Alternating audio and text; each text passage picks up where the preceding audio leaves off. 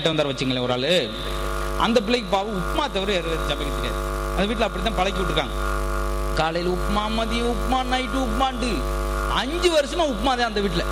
உடம்பு மாடு தவிடுன்ற மாதிரி திண்டு பாவம் நாக்கு செத்து போனேன் மனுஷன். இன்னைக்கு புதுசாக ஏதாவது சாப்பிடணும்டான்னு சொல்லி வாங்கிட்டு முட்டை பிரியாணி செய்வது எப்படி ஒரு புத்தகத்தை வாங்கிட்டு வந்து கொடுத்தேன். அந்த அம்மா ஒன்றுனா முட்டையை கிள்ளி போடுது, வெங்காயத்தை போடுது, கிண்டிக்கிட்டே இருக்கு. 2 மணி நேரம் ஆகி ஒன்றும் இறக்கலை.